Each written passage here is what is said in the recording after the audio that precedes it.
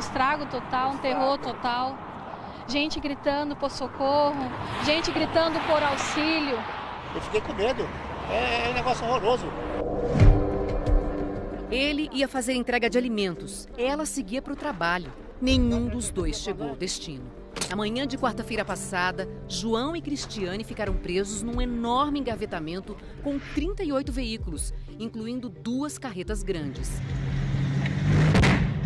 Eles viram motoristas em desespero, se ajudando enquanto o socorro não chegava.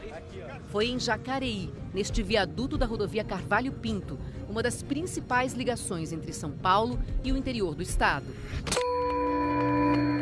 Estas imagens de câmeras de monitoramento da estrada são de momentos antes da tragédia. O Fantástico teve acesso com exclusividade.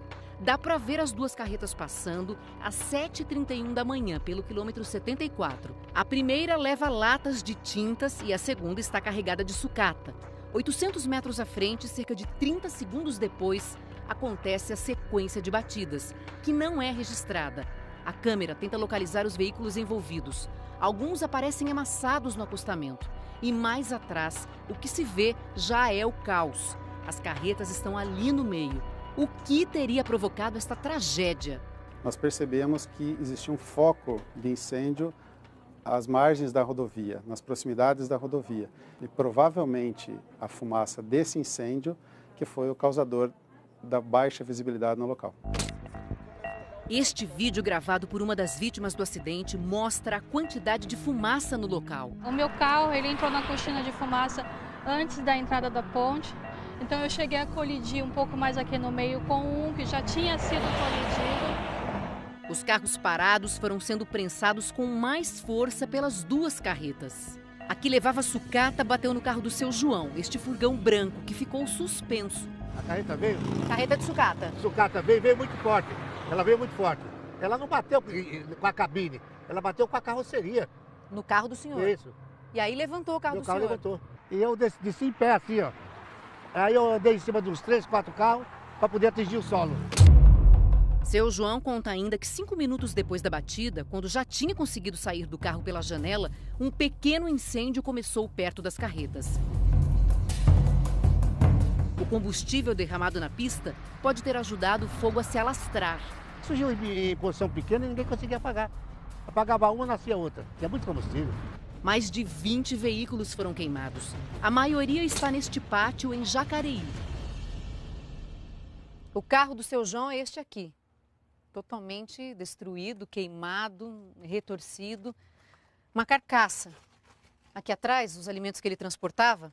Olha lá, ó, leite, requeijão, farinha de trigo, tudo queimado. Este carro aqui ficou prensado entre as 2 carretas. É um sedã, ou seja, um modelo grande. Mas olha só o tamanho que ele ficou. Começa aqui e termina aqui.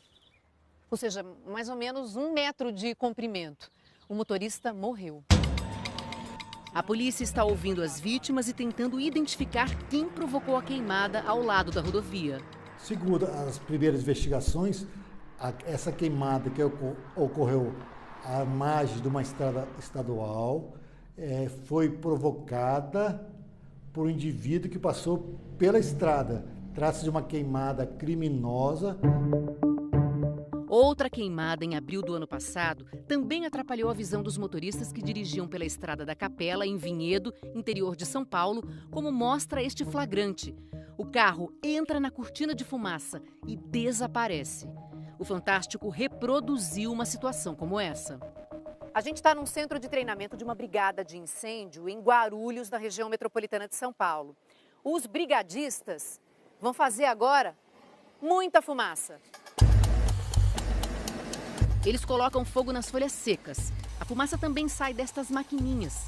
No carro, a gente segue com este instrutor que ensina a prevenir acidentes. Ele diz que se você perceber muita fumaça de longe, o ideal é que você não siga a viagem. Pare no acostamento e ligue o pisca-alerta. Guarda, dissipar aquela fumaça. Na hora que melhorar, segue viagem. Mas se você já estiver na cortina de fumaça, veja quais são as orientações. Quando existe uma quantidade maior de fumaça, como está saindo um pouco mais agora, a visão vai ficando bem comprometida, né? Por exemplo, agora, nós não estamos enxergando nada. Não estamos vendo se tem um carro, se tem uma pessoa, não estamos vendo absolutamente nada. Né? E vai andando bem Anda devagarzinho. A fumaça ela é mais leve que o ar, então ela tende a subir. Vamos buscar alguma referência no chão, na pista, uma faixa, um olho de gato, né? Para a gente conseguir se posicionar. E não olhar para cima, então, tentar olhar mais para baixo. Se você olhar para a fumaça, você não vai perceber nada. E detalhe, jamais descer do carro. Existe o risco do quê se a pessoa desce do carro? Um atropelamento. Foi isso que aconteceu com um dos motoristas do engavetamento da semana passada. Um taxista de 68 anos. Ele saiu do carro, foi atingido por um veículo e arremessado de uma altura de 30 metros.